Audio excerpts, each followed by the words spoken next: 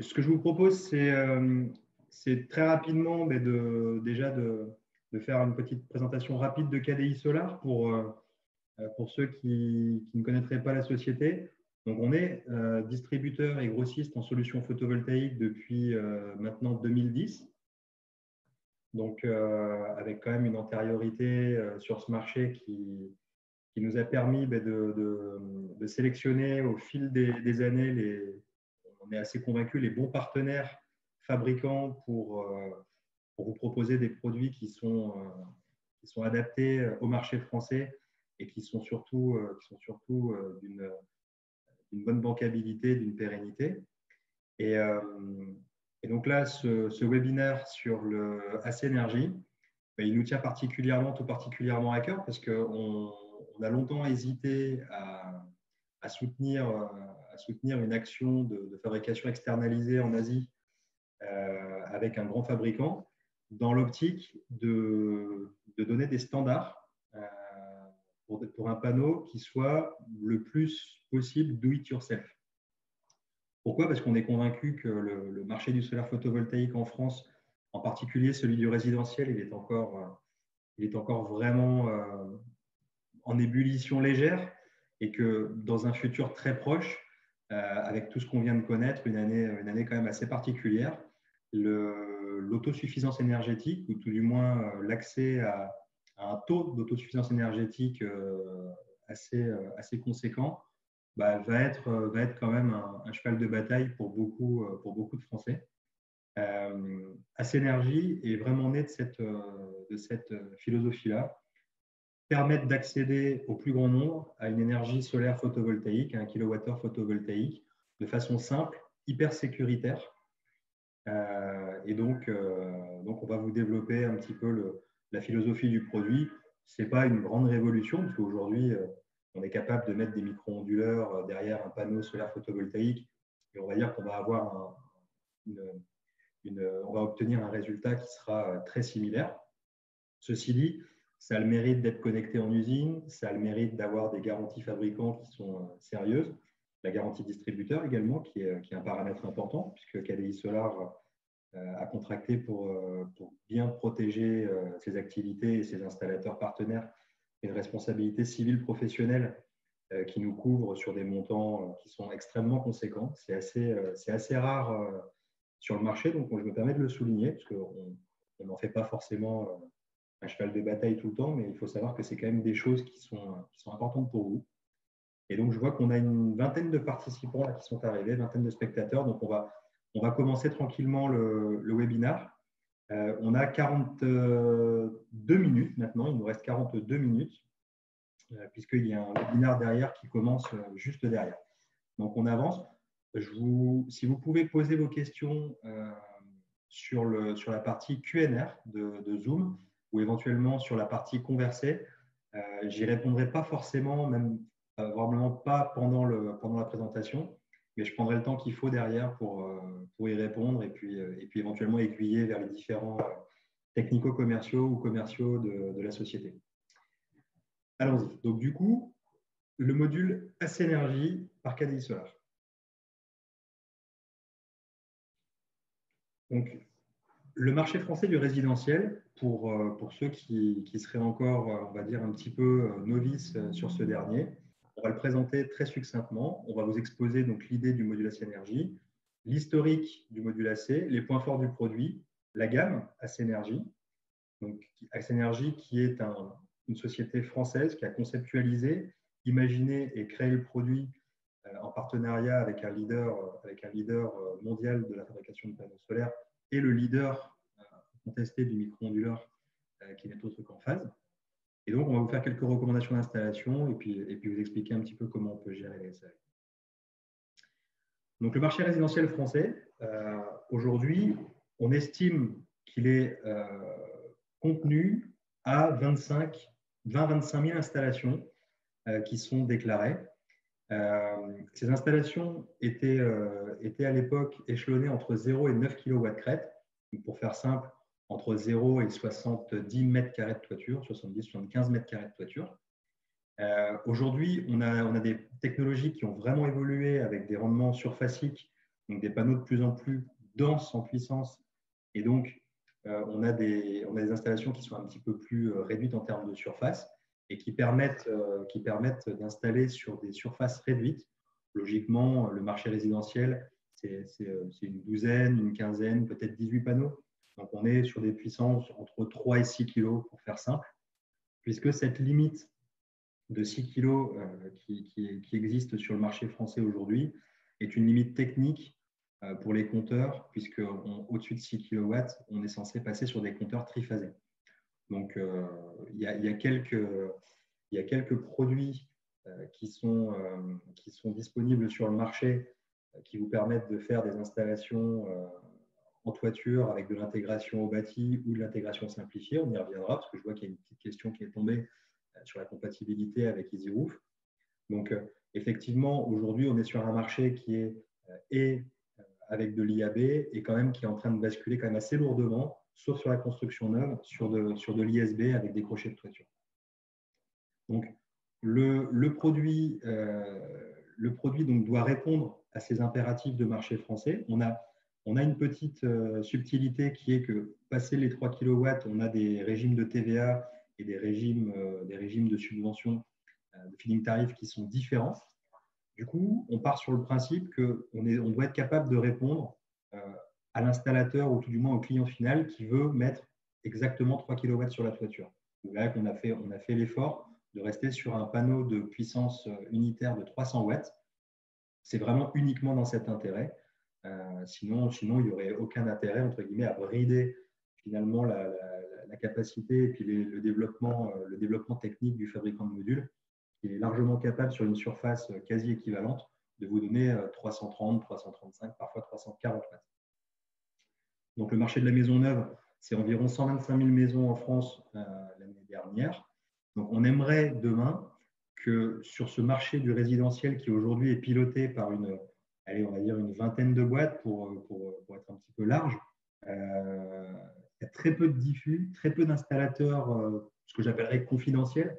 Et quand je dis confidentiel, c'est déjà des installateurs qui vont faire peut-être une installation ou deux par mois. Donc, c'est quand même des gens qui peuvent faire de la récurrence et qui ont généralement des capacités techniques qui sont bien supérieures à certaines personnes qui agissent aujourd'hui déjà sur le marché.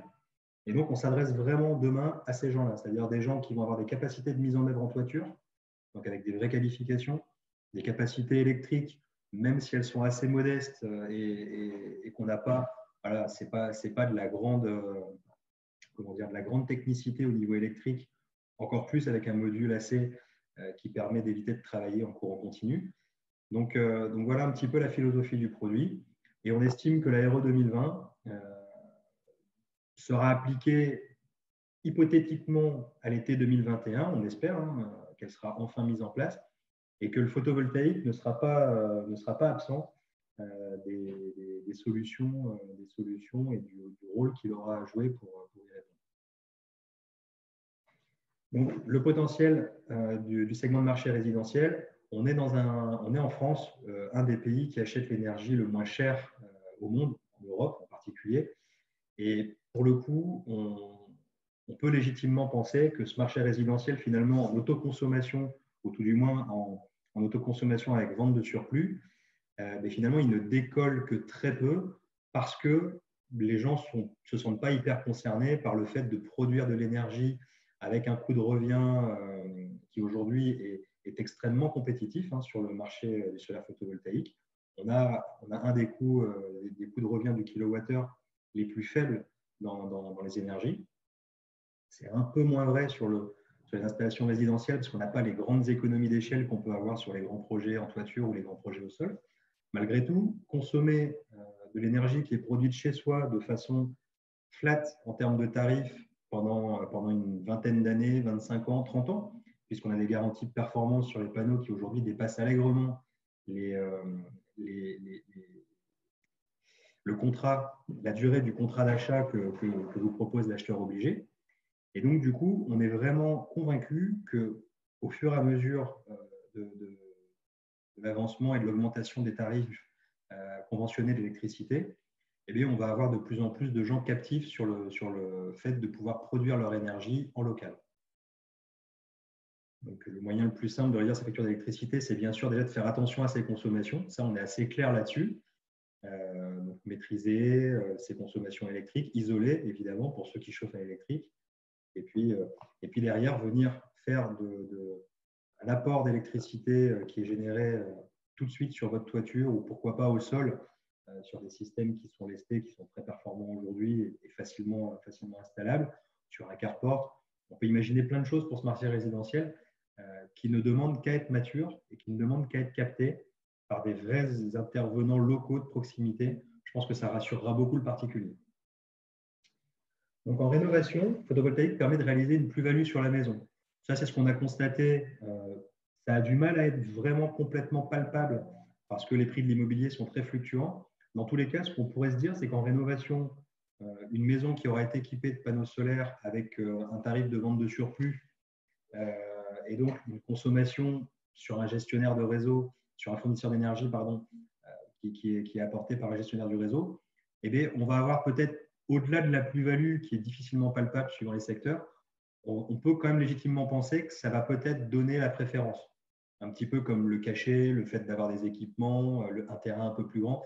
Ça favorise, on pense vraiment que ça favorisera le fait de moins avoir de marge de négociation sur les prix de marché pour les gens qui auront investi dans une toiture active.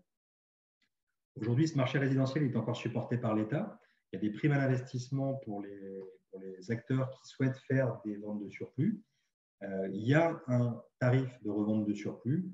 Je vais passer tous les détails aujourd'hui parce que ce n'est pas vraiment le sujet de la réunion, mais on a aussi la capacité à vous donner toutes ces informations-là pour ceux qui ne les auraient pas encore. Et dans certaines agglomérations, aujourd'hui en métropole toulousaine, il y a des primes supplémentaires qui sont plafonnées, mais qui sont apportées pour la mise en œuvre d'installations de solutions de production photovoltaïque chez les particuliers pour promouvoir le déploiement sur le secteur.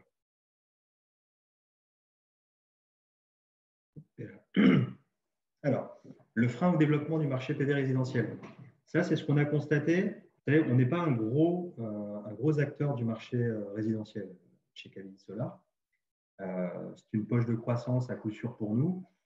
Et puis, on estime que ce marché qui était vraiment complètement galvaudé et perfusé à outrance était surtout capté par pas mal d'escrocs.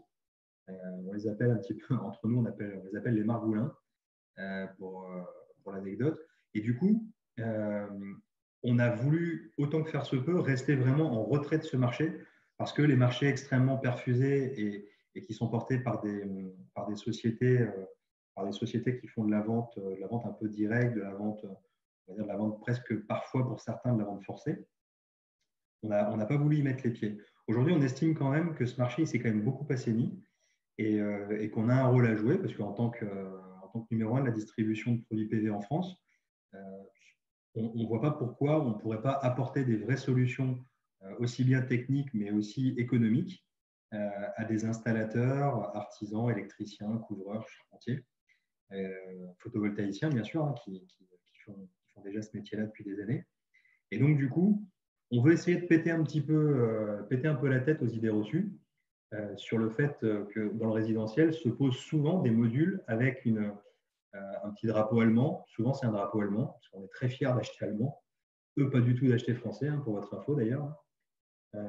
Mais généralement, c'est un peu ça. Il faut se dire une chose, c'est qu'aujourd'hui, toutes ces fabrications, ce qu'on appelle du branding, sont faites par des acteurs qui sont absolument, pour la grande majorité, pas français, pas européens, mais qui sont bel et bien asiatiques.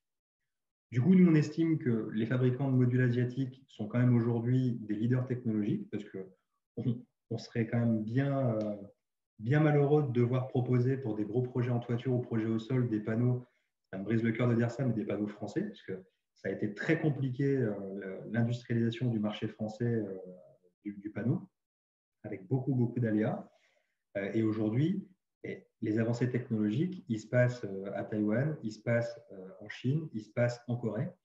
Et quand on regarde les produits bankable qui sont sélectionnés par les grands énergéticiens, qui ont fait des audits, qui ont fait des stress tests de qualité, qui ont fait plein de choses comme ça, eh bien, on se rend compte que ça converge vers une dizaine de boîtes au niveau mondial, qui sont des mastodontes, qui ont des capacités d'investissement qu'on n'a pas en Europe parce qu'ils sont quand même perfusés eux aussi pour avancer technologiquement par leur état. Et donc, du coup, on n'est surtout pas penaud et on ne rougit surtout pas en proposant majoritairement dans la gamme photovoltaïque KDI Solar des modules asiatiques qui proviennent de chez Trina Solar, de chez Canadian Solar, de chez Longi, de chez Dimeg, voilà, pour citer les principaux. Mais il faut savoir une chose, c'est que ces gens-là aujourd'hui sont des gens qui assument des projets de développement produits sur des capacités énormes et qu'avec avec des capacités de production qui sont proches pour ces 10 premières boîtes mondiales du marché mondial du solaire aujourd'hui. Donc, on a fait le choix, constatant que ces produits étaient vraiment fiables et qualitatifs. On a fait le choix de concevoir avec un partenaire une marque française, Acenergy, pour répondre à un besoin de dialogue sur le territoire français, c'est-à-dire que la partie SAV, la partie marketing, la partie conception et la partie donc assurantielle est gérée en France. Donc ça, c'est pour la partie, je pense, qui intéresse vraiment les installateurs.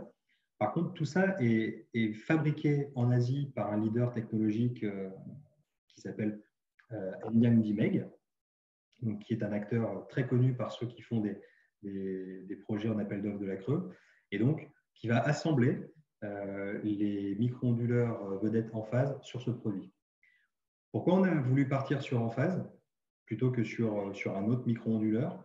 Déjà parce qu'on les connaît depuis des années. On a un énorme service aujourd'hui avec un de nos partenaires pour la disponibilité des pièces détachées, des câbles, des envoys qui font le monitoring. Et donc, que le micro-onduleur, par essence, en permettant de véhiculer le courant produit directement au sortir du micro-onduleur en courant alternatif, vous avez un aspect sécuritaire et finalement quelque chose de très connu par les électriciens, les artisans électriciens. Donc voilà, l'idée de Acenergy. On veut amener des solutions aux installateurs du secteur et répondre aux freins du marché. Les modules chinois sont de mauvaise qualité, et c'est faux. L'innovation, elle est chez eux. La production de wafers, de cellules, la base de la techno, elle est là-bas chez eux également. Et le Acenergy utilise les dernières technologies du marché, excepté sur le 300 watts. Vous verrez qu'il utilise des cellules full cell, là où aujourd'hui, on est majoritairement basculé pour des raisons techniques et des raisons productibles sur des panneaux à technologie half-cut, demi-cellules, donc qui correspondent à la gamme de produits 330 watts. Dans le photovoltaïque, il n'y a que des escrocs. Non, ça chez le particulier, même si on a eu l'actualité qui a été assez chargée ces dernières années avec des boîtes, comme on disait, qui se sont montées comme des champignons et qui ont fait beaucoup de mal, on met en avant une marque française. On ne mentira pas aux clients en lui disant que les modules sont fabriqués en France. Par contre, cette marque française aujourd'hui, elle va donner toutes les garanties que vous pouvez envisager d'avoir et que vous êtes en droit d'avoir, à savoir sur une ERC distribution professionnelle. Le micro-onduleur intégré réduit, voire annule le risque d'incendie dû à des surtensions, ce qu'on appelle des overvoltage DC, donc des overvoltage courant continu. Les pompiers qui sont informés qu'une installation est installée en micro-onduleur, s'il venait à y avoir un départ d'incendie qui n'a rien à voir d'ailleurs avec l'installation photovoltaïque, mais plutôt avec une machine à laver, un sèche-linge, etc., parce qu'on a déjà intervenu sur ce type de sujet, et bien les pompiers qui constatent que ce sont des micro-onduleurs qui sont installés sur l'installation vont intervenir beaucoup plus facilement et avec beaucoup plus de sécurité pour les personnes, pour les biens et les personnes. Donc, l'historique du module AC. Premier module AC du marché français. On a quelques raisons de penser qu'on est un peu tous les premiers là-dessus parce que l'idée est partie des constats qu'on a fait avant. On a des compétiteurs et des confrères qui ont également développé une activité.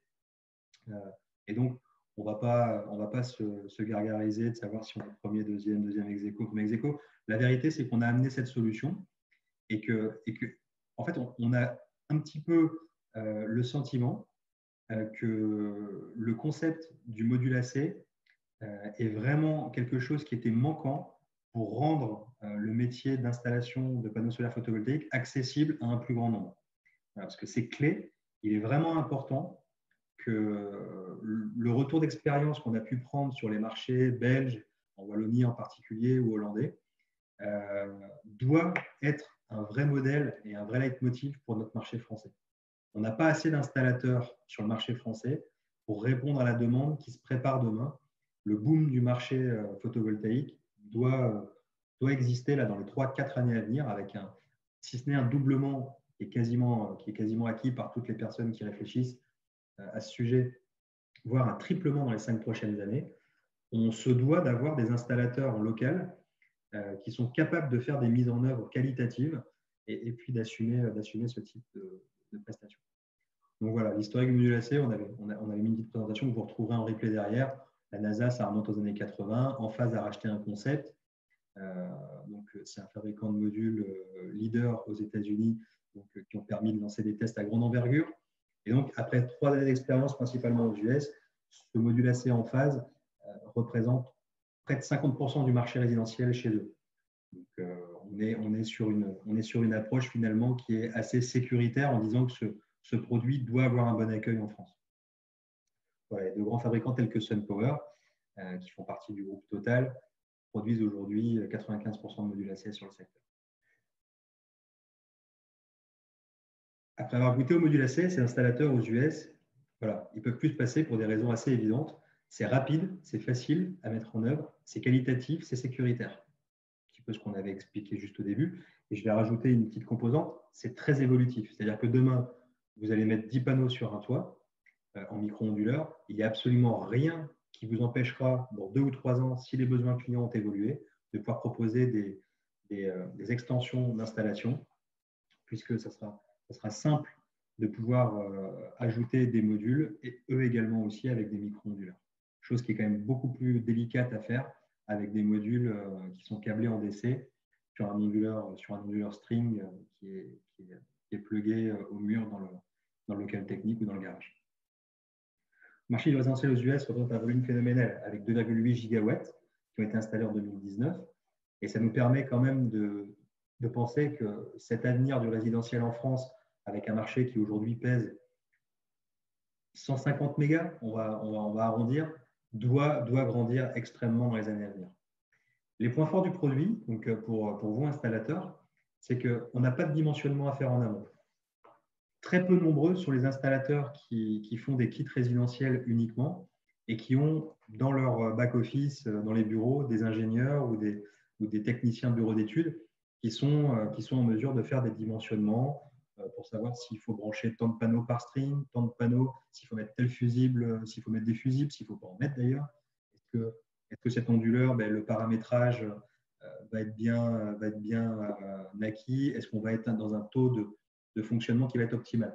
Aujourd'hui, avec le micro-onduleur, on exite ce problème de dimensionnement. C'est simple, c'est un panneau, un micro. Voilà. Donc, on est sur une technologie qui est finalement accessible au commun des installateurs et même aux novices. C'est rapide parce que le gain de temps sur le toit, on estime que c'est 20% du temps qui est sauvé pour la mise en œuvre du micro-onduleur.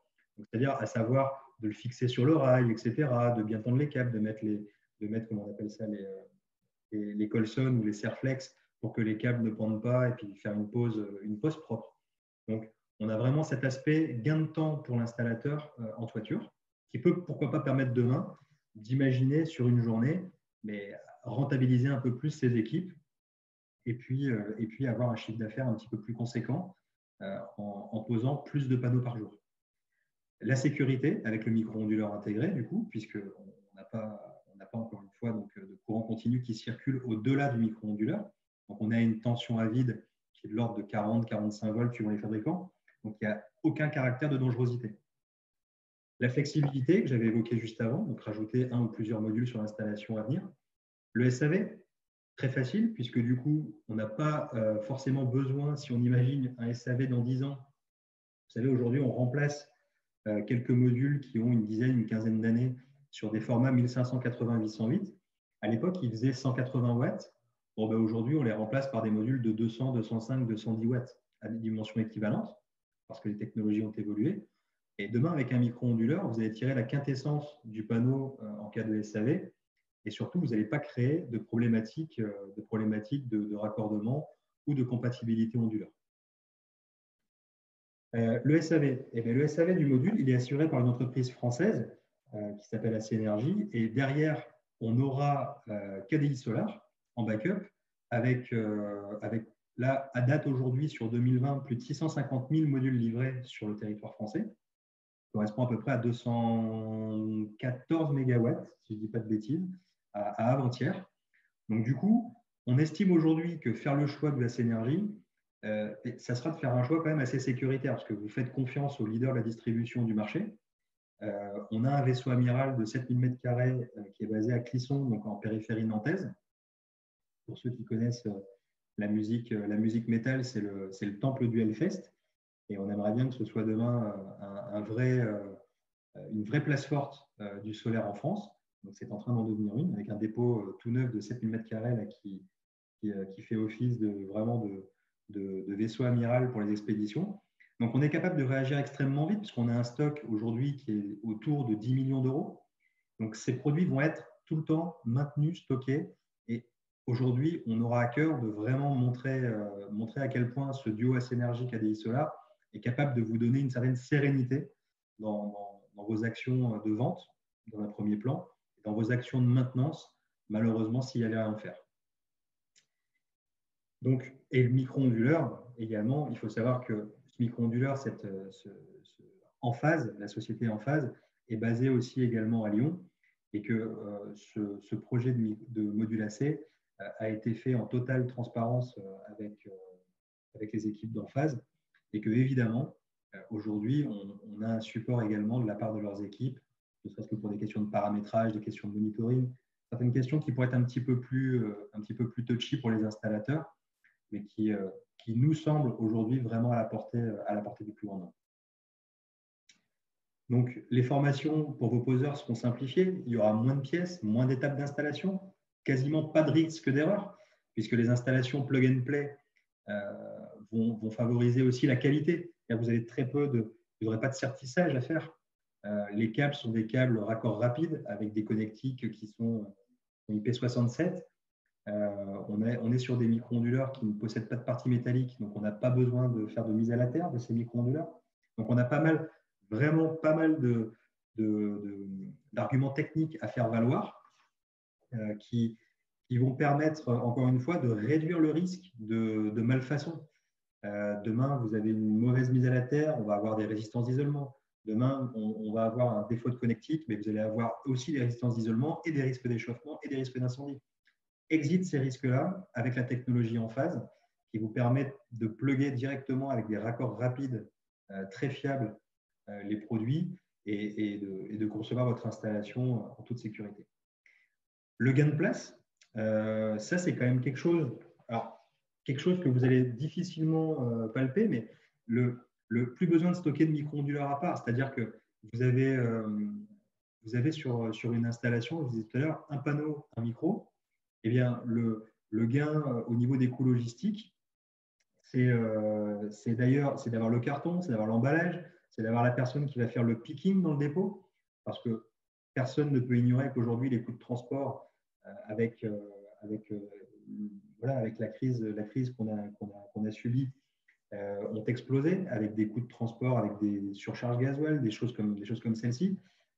Les équipes, en interne dans un dépôt, quand on va venir piquer 10 micro-onduleurs ou 12 micro-onduleurs, les mettre dans un carton, les emballer, etc., tout ça également, c'est quelque chose qu'on est capable de rendre finalement au client installateur et du coup au client final. On va avoir un gain de place et on va avoir un gain de productivité. Parce que les coûts logistiques, ce n'est pas uniquement le transport, c'est aussi de la productivité et du picking. Les points forts, maintenant pour les particuliers eux-mêmes, c'est-à-dire pour la personne qui va recevoir, accueillir ce panneau sur son toit. Donc, une intervention de pompier, ce qu'on disait tout à l'heure, possible grâce au micro-onduleur. Il ne faut pas faire flipper les gens en leur parlant systématiquement de ça, mais c'est quelque chose qui est quand même nécessaire d'avoir en tête. C'est pour les gens qui auraient cette crainte, Et vous pouvez les rassurer en disant qu'il voilà, y aura un écriteau comme quoi il n'y a pas de courant d'essai dans les câbles.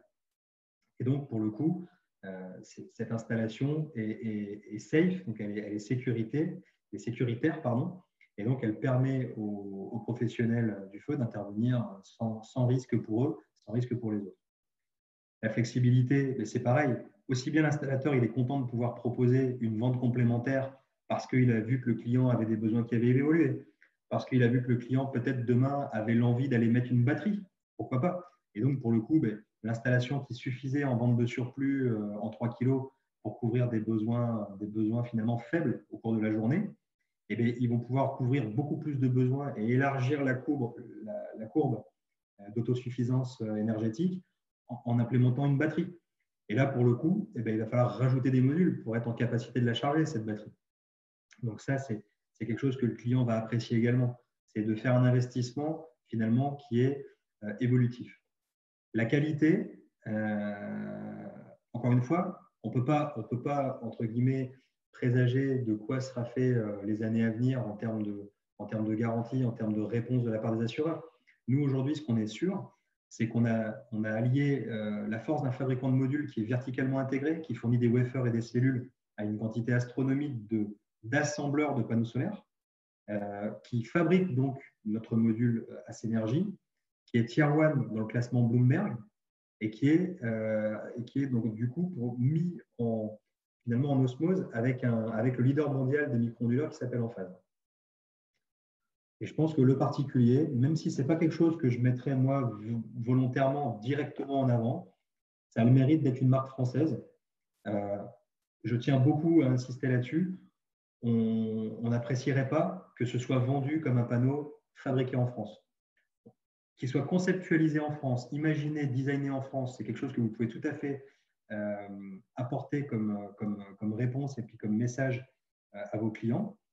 Mais on a vraiment à cœur de dire que c'est notre responsabilité de porter ce produit avec la marque française en question, mais que les garanties, de toute manière, sont quand même, nous, dues par nos partenaires qui font la fabrication externalisée. D'accord? Et donc, pour le coup, on veut surtout pas qu'il y ait de méprise et surtout pas être mis devant un fait accompli que ce panneau soit vendu comme un panneau fabriqué en France. Voilà. Les points forts du produit pour le particulier, c'est aussi le monitoring.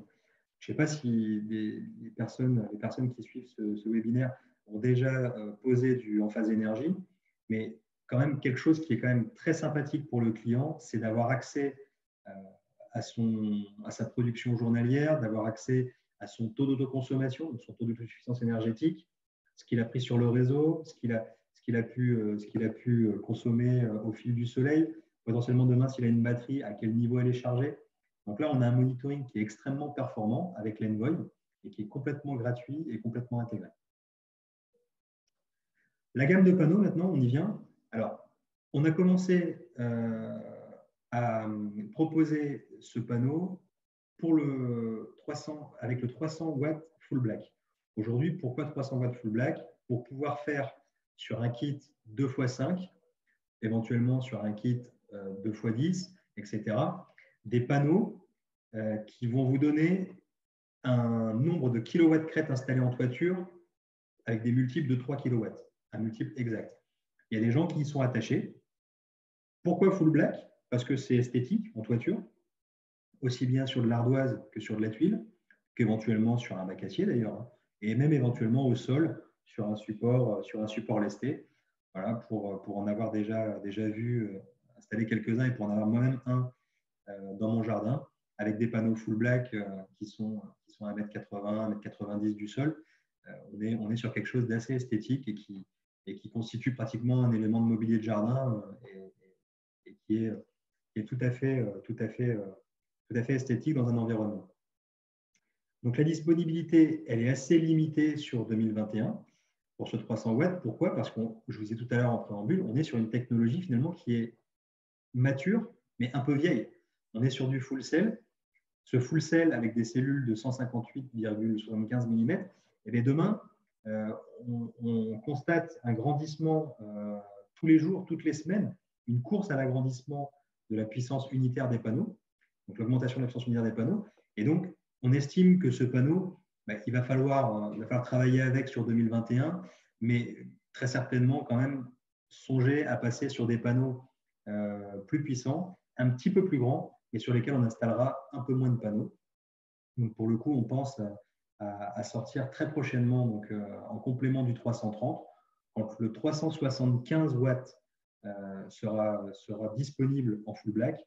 Je pense que progressivement, on laissera la place au 375 et on fera disparaître le 300 watts. Il a un poids qui est limité, 20,1 kg, qui est de dimension 1650-992, qui sont les dimensions, on va dire, vraiment standards du marché. Un coefficient de température qui est tout à fait satisfaisant aussi, à moins 0,36,5. Pour avoir des meilleurs coefficients de température, il faut partir sur des technologies de panneaux qui sont N-taille ou hétérojonction, bivers éventuellement. On y reviendra un peu plus tard et si vous avez des questions, on se rendra vraiment disponible pour y répondre. Donc, la puissance du micro-onduleur pour ce panneau, c'est 250 volts AC. Pourquoi est-ce qu'on est sur un panneau en IQ7 250 volts AC? Parce que votre panneau de 300 watts, dans la vraie vie, il ne produira jamais plus que sa puissance, qu'on appelle la puissance NOCT. Il sera très rarement au-dessus de sa puissance NOCT.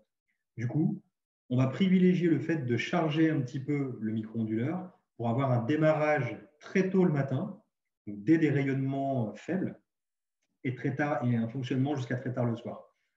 C'est aujourd'hui la meilleure façon de procéder, même sur des onduleurs string, sur des panneaux qui sont utilisés dans de l'agricole.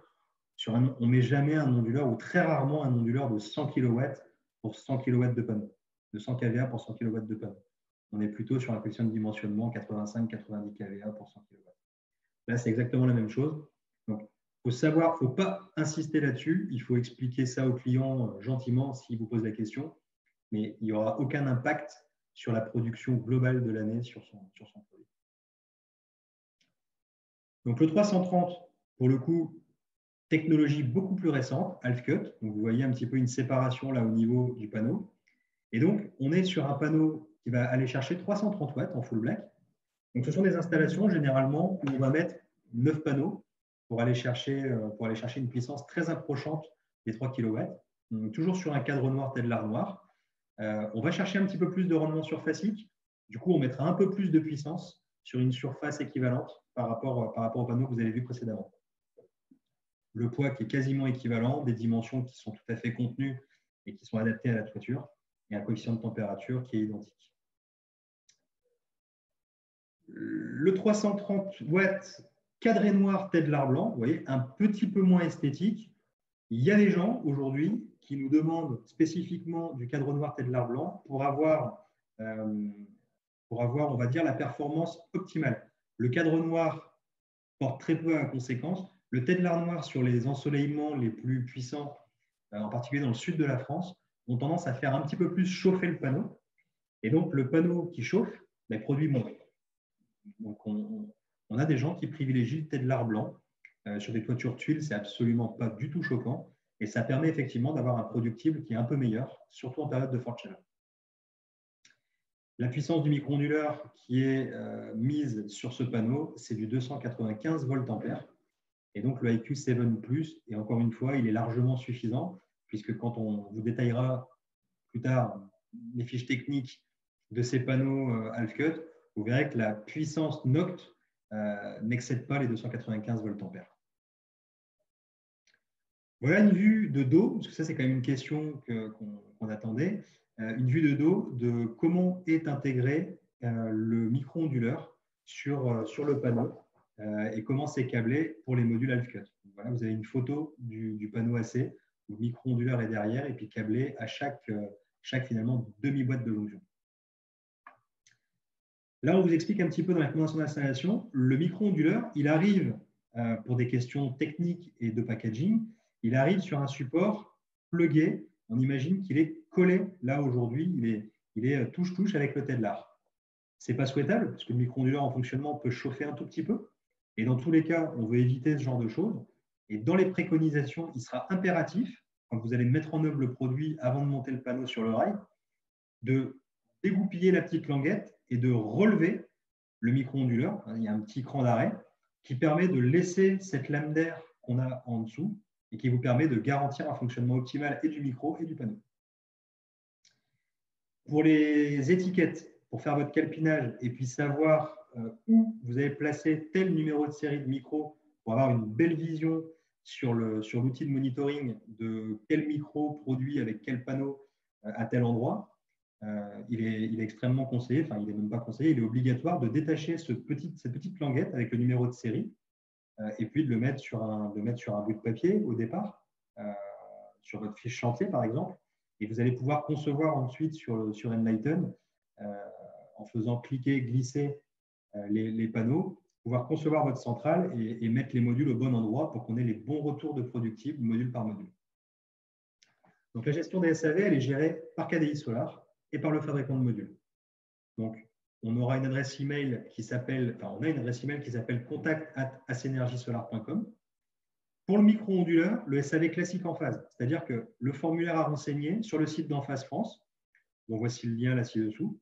Et évidemment, quand vous avez un souci sur le micro-onduleur d'un module AC Énergie, prenez contact également avec votre responsable commercial KDI Solar, qui soit en parfaite connaissance du sujet. Et j'en profite, donc j'ai vu donc, pour Thierry, qui nous pose la question suivante. Que faire si le micro-onduleur est défectueux? On fait quoi? On change le panneau, le micro peut être changé seul quand même. Et voilà, justement, donc, avec le support qui vient finalement gérer l'intégration du micro-onduleur au panneau, eh bien, on est capable de changer uniquement le micro-onduleur. Ça, c'est vraiment quelque chose de complètement lisible. On vient dépluguer les petits crans qu'on avait sur le support. On vient dépluguer avec un outil de découplage le micro des panneaux. Et on vient remettre un micro sur le support prévu à cet effet. Oups, c'est là. Je suis presque bien dans le timing, à peine. Mais donc, du coup, voici pour les prochaines questions que vous pourriez avoir l'organigramme commercial de KDI Solar. Donc, sur le Grand Ouest, Édouard de Calonne qui m'accompagne. Sur le Grand Sud, Benoît Péché, qui est le responsable du secteur, qui officie avec Romain Figarola, Marc Janin dans le Grand Est, qui est épaulé aujourd'hui par Mathis Denain, et une équipe qui était amenée à s'étoffer assez massivement dans les semaines et mois à venir pour venir supporter la croissance du marché et pour venir répondre de façon qualitative à vos interrogations, à vos demandes de matériel et à toutes les demandes que vous pourriez avoir sur la conception et la conception de la centrale photovoltaïque que vous pourriez vendre à vos clients. Donc, voilà pour cette présentation. On va continuer à échanger. Là, je voyais, il y avait pas mal de… Il y a 9-10 questions là, qui sont ouvertes. Il y a un petit peu aussi de conversation webinaire. Donc, je vais m'attacher à répondre à toutes ces questions-là à la suite du webinaire. Et puis, je vous souhaite à tous, pour le coup, une bonne continuation sur le Salon du solaire en live. Et on aura à cœur de vous solliciter pour savoir un petit peu quel est votre… Oui. Bonjour à tous. Je me permets juste d'intervenir pour te prévenir que tu as encore 5 minutes. Donc, tu peux répondre à chaque question. D'accord. Encore 5 minutes. D'accord. Très bien. Très bien, très bien. Merci Marianne. Alors, du coup, je reprends les questions dans l'ordre. Donc, j'avais une question de Bertrand Clark. Bonjour. Quid de la compatibilité avec EasyRoof? Question posée au service commercial il y a 15 jours qui était restée sans réponse. Alors, on n'est pas à même aujourd'hui de vous dire si oui ou non EasyRoof accepte la mise en œuvre du module sur son cadre. Aujourd'hui, vu la configuration et la place que le micro-onduleur a sur le panneau, ça nous semble être quelque chose de tout à fait envisageable. On est également avec GSE Intégration en train de finaliser les différentes questions de compatibilité. Potentiellement, on sera à même de concevoir peut-être des plaques avec eux dans l'avenir, si tel était le besoin. Donc, ça, c'est la première partie de la réponse. Ce que je peux aussi ajouter, c'est qu'aujourd'hui, sur des systèmes résidentiels, il faut savoir que les systèmes en IAB sont importants vraiment pour la construction neuve. En rénovation, on constate quand même beaucoup finalement de transition, de switch de l'intégration de l'IAB à l'ISB. Et donc, on aura l'occasion de vous répondre avec certitude quand on aura eu les retours des différents services ingénierie des fabricants de modules qui devront nous certifier la compatibilité. Mais pour ça, on fera des tests vraiment grandeur nature avec eux. Et puis, on vous répondra, Bertrand, là-dessus. Fad, bonjour, qui s'occupe du stringing, lamination, assemblage des modules, tout se passe en France? Non. Voilà, donc ce que je disais pendant la conf, pendant le webinaire, le stringage des panneaux, la conception du panneau est faite par DMEG, DMEGC, qui est une boîte qui a pignon sur rue, qui est une boîte extrêmement bancable, qui est un fabricant de wafers et de cellules pour l'industrie photovoltaïque et fabricant de modules solaires photovoltaïques.